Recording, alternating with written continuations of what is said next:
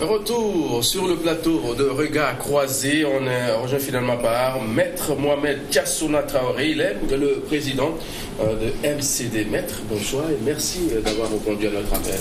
Merci, mon cher ami. Vous allez bien? Togolaisement, oui. MCD, tout va bien? Togolaisement. Togolaisement. Oui. On va revenir forcément sur le Togo dans quelques instants, mais permettez qu'on aille d'abord en RD Congo.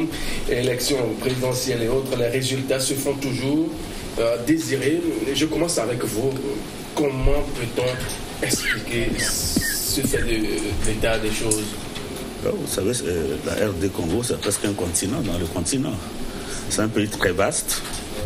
Et puis, quand on connaît les infrastructures à tous les niveaux dans nos pays, on peut comprendre qu'il puisse avoir ces grincements de temps par rapport à ces résultats que tout le monde attend. Et n'oubliez pas que quelques jours avant le scrutin, il y a eu même des incidents qui ont entraîné la casse ou l'incendie de certains matériaux électoraux.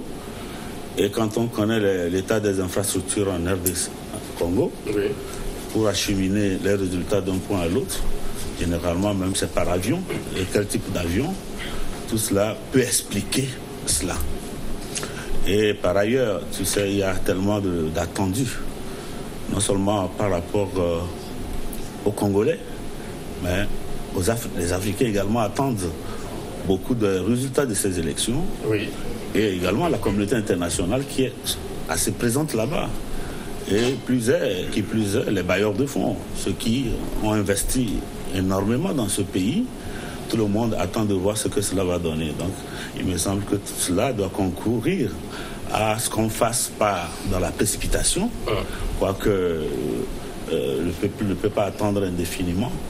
Mais je crois que ça va être donné ce soir, je crois. Je viens d'écouter ça sur RFI. C'est ce qui est annoncé. Ouais. Kamala Adjaye, est-ce que c'est pas un peu anormal quand on voit l'engouement autour de ces élections-là? Pas du tout. Pour ma part, je ne pense pas que ça soit anormal. Comme disait le maître tout à l'heure, la RDC Congo est un pays immensement vaste. On connaît les infrastructures qu'il y a dans ce pays et organiser un scrutin de cette ampleur, ce n'est pas une mince affaire. Il faut beaucoup de coordination logistique, tout un tas de choses. Donc je pense que nous restons juste patients et laissons-le faire. Donc le résultat est annoncé pour ce soir. Il faut être serein et attendre que la CELI délibère. Vous y croyez? D'abord, moi, je vais fonder mon analyse sous un angle carrément différent de mes deux prédécesseurs. Le retard dans la proclamation des résultats, qu'est-ce qui étonne? Qu'est-ce qui doit étonner? Qu'est-ce qui étonne? D'abord, nous ne sommes pas maîtres de la technologie. Tout à l'heure, M. Tiassouna disait que la RD, c'est un vaste pays, presque à la taille d'un continent. Ça fait pratiquement 40 fois le Togo. La RD Congo n'est pas plus vaste que les États-Unis. La RD Congo n'est pas plus vaste que la Russie. La RD Congo n'est pas plus vaste, ma foi, que la France. Alors, mais dans ces pays-là, en moins de 24 heures, on donne les résultats. Alors, donc, je nous excuse par le fait que oui, la technologie, nous n'en sommes pas les parrains, nous n'en sommes pas les maîtres, et nous faisons aussi dans l'à peu près. Mais même n'étant pas maître de la technologie, c'est ce que je dis toujours, tout est question de comment ça fonctionne dedans chez nous. Et au même moment, il n'y a qu'en Afrique, qu'au lendemain, dans un processus électoral, on trouve qu'il y a une mosaïque d'intérêts en jeu, et l'intérêt de l'extérieur, l'intérêt ceci et cela, et parce que nous n'avons pas encore cette finesse-là d'œuvrer pour que la souveraineté du peuple et exprimer soit réellement et ce qui se traduit dans les résultats, c'est tout. Donc on est toujours dans machination, dans des calculs, dans des et donc tout ça, ça montre toujours notre immaturité, notre incapacité. Et face à cela, mais pourquoi ne devrait toujours pas y avoir des malaises, ou pourquoi ne devrait-il pas y avoir des mécontents ou des aigris, etc. Vous savez, dernièrement, il y a eu même des incidents avec RFI, parce qu'il y en a d'aucuns qui déjà se prononçaient sur leur probable victoire, etc. Donc, face à cette situation de confusion, de retard, tout ça, d'incertitude, vous voulez quoi? C'est normal que ça entretienne toujours de ces suspicions, de ces trucs-là. Donc, ce qui est clair est que nous ne sommes pas maîtres de la technologie, mais la technologie nous est mise à disposition. Pour preuve, tous les matériels que cette commission, les commissions chargées d'organiser les élections en Afrique, et tous les matériels, tous les logiciels qu'ils utilisent, c'est des trucs qui viennent de l'Europe, c'est des trucs qui viennent de l'Occident. Alors maintenant, il suffit d'en faire bon escient. Je crois qu'il y a des techniciens qui nous sont toujours mis à disposition. Donc, il faut prendre de la hauteur, comme j'ai dit, si réellement nous voulons bien faire, laisser au peuple sa souveraineté, faire bien les choses. Et je crois que, ma foi, il y a des hélicoptères, nous avons des moyens pour véhiculer, il y a des systèmes électroniques pour... bon, c'est une question de volonté. Voilà, nous les Africains, c'est juste une question de choix. Quand nous ferons le jour, nous déciderons à faire le choix de bien faire, je crois que nous ne manquerons pas d'aller en ce sens-là. Merci. Maître Tiassona, quand on écoute des candidats qui font des déclarations tout azimut, est-ce que cela ne porte pas atteinte à la démarche de la CENI et donne raison finalement qu'il faut traîner un peu, il faut revérifier les choses? Non, vous savez qu'il y a eu de la tension. Déjà, l'Église catholique a pris position par rapport à ça pour dire les vrais résultats. Parce que par rapport à leurs canaux d'information, ils présentent déjà 40 000. Voilà, ils ont déjà un certain nombre d'informations disponibles. Et il y a également les États-Unis qui ont pris position dans cette affaire. Ça devient une affaire pas seulement congolaise, mais elle devient internationale. Et je disais tantôt que les élections en RDC ne regardent pas que la RDC en ce moment. Parce que c'est un pays qui est au centre de beaucoup d'intérêts aujourd'hui. Il y a des questions d'ordre sécuritaire aussi qu'il ne faut pas négliger. Cet après-midi, j'ai discuté avec une de mes consorts du Congo, et tout me dit que ça ne va pas au Congo, en face. Déjà dans un village qui d'ordinaire a 70 personnes dans un petit village, on dénombre depuis une semaine aujourd'hui plus de 3500 Congolais qui ont traversé le fleuve pour se retrouver là, et ça devient inquiétant. Parce qu'il y en a qui prédisent, qui pensent déjà que ces élections peuvent déboucher sur une certaine insécurité. Et puis il y a beaucoup de choses. Donc il faut prendre des précautions pour que les résultats donnés, ça puisse démentir l'ensemble des pronostics défavorables. Là-dessus, mais certainement également que leur dispositif législatif a prévu un tel retard. C'est-à-dire que si, connaissant leur propre pays, ils ne peuvent pas prendre la liberté d'attendre plus de 72 heures si la loi au niveau électoral n'a pas prévu aussi longtemps. Quand on prend également ces élections, le deuxième tour, il est annoncé pas dans les 2 semaines, mais dans les 2 mois. Donc tout cela laisse supposer que c'était des choses qui étaient déjà prévues au niveau du dispositif légal, et que attendons tout simplement que ça puisse donner les résultats attendus par le peuple congolais. Je suis d'accord avec mon ami de droite qui dit que en Afrique souvent nous faisons beaucoup plus de sessions de rattrapage que de sessions elles-mêmes. Donc on court après. La technologie, on a même tendance à croire que nous fuyons tout ce qui est progrès. On veut se contenter de nos vieilles habitudes.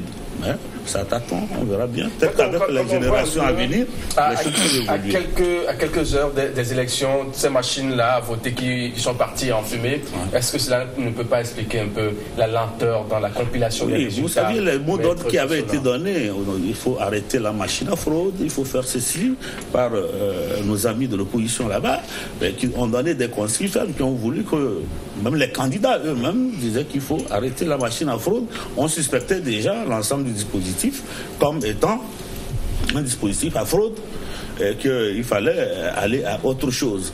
Toute cette tension-là n'était pas de nature à augurer de ce que nous attendions. Donc tout cela questionne. Et puis dans nos pays, rarement les pays africains organisés sur leurs fonds propres des élections, ils ont souvent eu besoin, et c'est déplorable, de l'appui des puissances extérieures. Et dans le cas du Congo, qui est confronté à une difficulté de plus de 10 ans aujourd'hui, il y a beaucoup de choses. Il y a beaucoup de choses, Kamal Adjaye. Est-ce qu'à l'heure actuelle, les Congolais peuvent commencer par pousser un ouf de soulagement quand on sait qu'on est en train de dire que les résultats seront donnés? Est-ce que c'est possible? Tout d'abord, j'aimerais revenir un peu sur le point de vue de mes prédécesseurs. Oui. Je pense qu'il est très important aujourd'hui en Afrique, au lieu de chercher la petite bête partout, le diable partout, reconsidérons les choses dans leur contexte. Quand on prend des élections en Afrique aujourd'hui, en Afrique actuellement, nos pays ne sont pas au même niveau de développement qu'un pays de l'Occident. La France, comme le RD Congo ou les États-Unis que je connais bien, je pense qu'il y a, prenons que sur le volet infrastructure, l'acheminement du matériel, le déploiement, la coordination, ce n'est pas la même chose. Pour faire des élections en France, on n'a pas besoin d'acheminer du matériel d'un point A à un point B. Ce sont des choses qui existent à plein temps. Et je pense que en RD Congo, quand on quitte le point infrastructure, il n'y a pas de route. C'est un pays immensement vaste. Il n'y a pas d'argent. Le maître le disait tout à l'heure. On organise rarement des élections sur des fonds propres. Il y a autant de paramètres qui compromettent le bon déroulement des choses.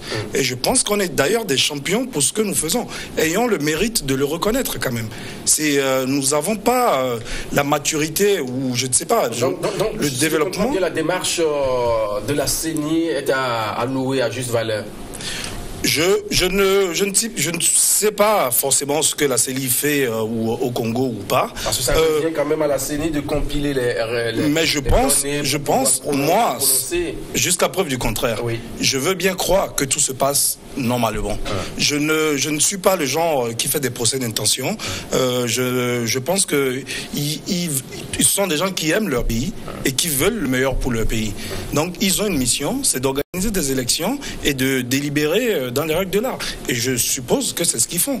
Donc après, je compare à l'immensité du pays, à la difficulté de la tâche d'organiser un scrutin dans ce pays qui est immensement vaste. C'est pas des choses aussi simples à faire. Et où il y a une grande partie du pays qui est ravagée par l'insécurité, ainsi de suite.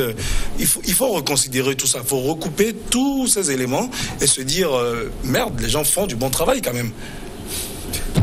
Je crois que cette tension que l'on observe dans ce pays n'est pas du tout surprenante et c'est relatif, hein. Ces tensions sont relatives à une personne. C'est la personne de M. Kabila. Parce que M. Kabila, d'abord, il n'inspire pas confiance à un grand nombre de Congolais. Et tout simplement parce que les gens lui ont prêté l'intention de vouloir toujours maintenir le fauteuil présidentiel. Ou un pays où le président se servant de l'armée pour tuer des concitoyens, ses concitoyens, on est au courant des bavures militaires. Non, mais écoutez, vous êtes journaliste, vous avez toujours suivi l'actualité au Congo. Ça fait déjà 2 ans que ces élections devaient se tenir. Et bien avant cela, les tensions qu'il y a eu, etc., dans le pays. Donc, du coup, il y a un climat une crise de confiance. Et il y a un climat d'insécurité également. Et tout ça, ça joue. Tout ça, ça joue. Alors donc, dans un tel contexte, si on ne fait pas attention de trouver les justes mesures, hein, parce que les gens sont toujours dans cette logique, ils se disent qu'à Kabila, il veut faire passer son candidat, celui qu'il a positionné, etc. Donc, il ne faut pas banaliser, il ne faut pas négliger tous ces aspects. Quand nous parlons de la tension qu'il y a dans ce pays, etc., il ne faut pas... Alors, maintenant, moi, je crois que on a vu au Bénin, lorsque le président sortant devait partir, c'est vrai qu'il a mis son candidat qui était Lionel Dissou. Bon, mais comment ont été les jeux. Boni, lors de son règne, on n'a pas vu des militaires tuer des Béninois, etc. Donc il n'y a pas eu de tension. Donc la campagne s'était déroulée dans des conditions normales, les élections ont été proclamées, etc. Bon. Mais c'est pas pareil en RD Congo. On n'a pas vu. En plus, les délais constitutionnels ont été respectés. Yahi Boni, à la fin de son mandat, quand le calendrier républicain a été respecté, il n'y a pas eu de cris de tension, etc. comme on a vu en RD Congo. Donc tout ça, ça joue. Tout ça, ça joue. Alors, donc, et ça ne doit pas étonner lorsque déjà au lendemain du vote, il y a des candidats déjà qui se prononcent, etc. Parce qu'il y a une crise de confiance.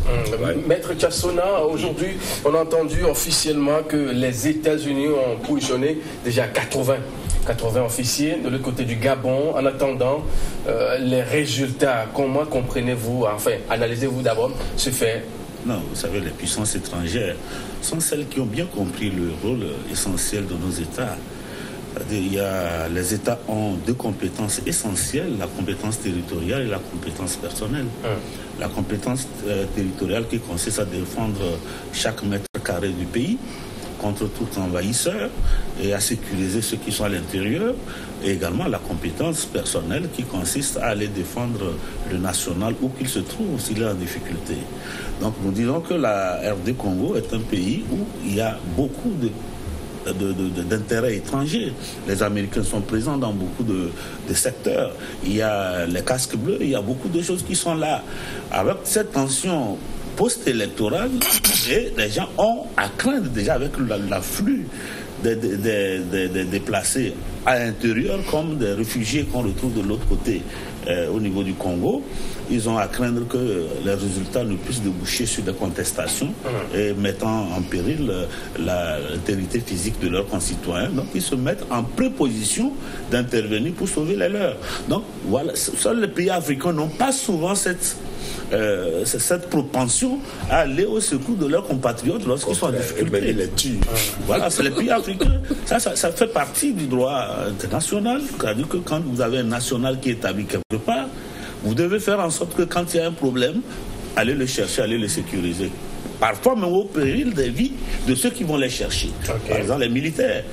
Vous avez vu ce qui s'est passé tout récemment également au Cameroun et partout. Donc quand il y a une menace, ils envoient. Parfois même ici, il y a des alertes dans nos pays où les ambassades disent, écoutez, il y a probabilité qu'il y ait tension, nous demandons à nos concitoyens de ne pas dépasser tel périmètre. Voilà des choses qu'on ne peut reprocher aux autres États si nous ne le faisons pas nous-mêmes.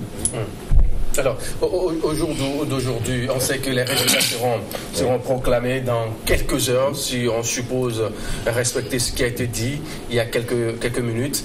Est-ce que tous les candidats à l'heure actuelle sont prêts à accepter le verdict des urnes? C'est l'éternel débat en Afrique. Quand il y a des élections, il y a des tendances. Les uns se déclarent déjà vainqueurs, les autres sont vainqueurs. Et après, c'est la cacophonie totale. On ne sait pas qui a gagné, qui n'a pas gagné. Mais encore une fois, moi, j'en appelle au bon sens de tous les Africains. Il est temps vraiment de respecter le verdict des urnes et d'attendre surtout que l'organe qui s'occupe de l'organisation du scrutin puisse délibérer convenablement. Et ce n'est qu'après qu'on peut, si on a des recours, les former constitutionnellement auprès de l'institution qui s'en charge. Donc arrêtons vraiment de provoquer des tensions de gauche à droite suite tension. Moi je peux dire, je suis dans ma ville, je suis candidat, j'ai gagné une élection présidentielle parce que je me base uniquement sur les résultats que je compile dans ma ville. Peut-être on me dit à l'autre bout de la ville, enfin dans un endroit du pays, ce n'est pas le cas, mais je ne veux pas croire. Je crie au scrutin, aux fraudes, parce que je suis tellement aveuglé par le pouvoir et que je vais y aller. Donc arrêtons vraiment, si on aime nos pays, il est temps, on ne construit rien sans paix, sans stabilité. Et vraiment, arrêtons de galvaniser les esprits à faire du n'importe quoi. Faisons confiance en nos institutions. Ce sont des institutions démocratiquement, légalement établies. Faisons confiance en nos institutions. Je me rappelle encore de cette situation, de cette citation de maman qui dit qu'en Afrique, nous n'avons pas besoin des hommes forts, mais des institutions fortes. Et des institutions, elles ne seront les institutions. Et oui, non, ce n'est pas son point de vue. Oui. C'est le bon sens. Et des institutions doivent, les personnes qui doivent incarner ces institutions doivent être des personnes de dignité, de moralité, des personnes qui partagent ces valeurs patriotiques. Alors moi, et tout à l'heure vous avez dit qu'il faut respecter les vérités des jeunes. Moi j'ai traduit pour dire que il faut respecter la souveraineté du peuple. Et que l'expression du peuple traduit dans les urnes soit réellement ce qui se proclame. Et non pas toujours, voilà, les personnes disent, c'est ce qui est proclamé, donc il faut accepter comme ça, même si ce n'est pas ce que le peuple a dit ici, c'est autre chose qu'on proclame, il faut l'accepter. C'est ça qui cause le problème. Je pense que pour insinuer quelque chose, il faudrait avoir d'abord des comptes vérité. Donc quand on n'a pas des comptes vérité, je ne vois pas sur quel fondement on dit des choses. Il faut vraiment laisser au peuple d'exprimer sa souveraineté. Et moi, je pense que le peuple, c'est le grand arbitre. Et lorsque nous déciderons à comprendre qu'il faut laisser au peuple sa souveraineté et que les élections soient vraiment transparentes, libres et fiables, je crois que nombre de tensions...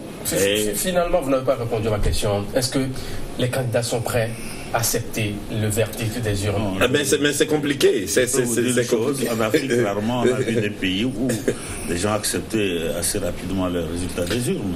Parce que en amont, il y a toujours quelque chose qu'on reproche au système. On suspecte l'adversaire de manœuvre. On voit comment le système est organisé. Ça débouche toujours sur quelque chose.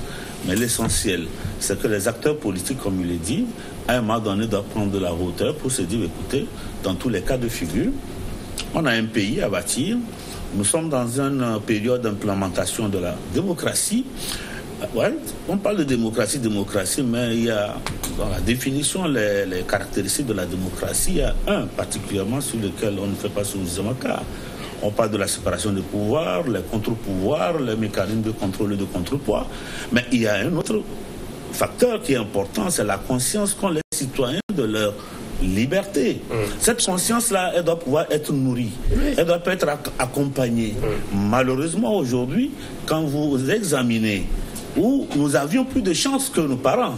Hier, avec l'Android, les réseaux sociaux, où la démocratie devrait être beaucoup plus participative, nous avons comme l'impression que nous régressons au lieu de progresser. Parce qu'aujourd'hui, je plains même les journalistes, je ne sais pas comment ils arrivent à faire leur papier.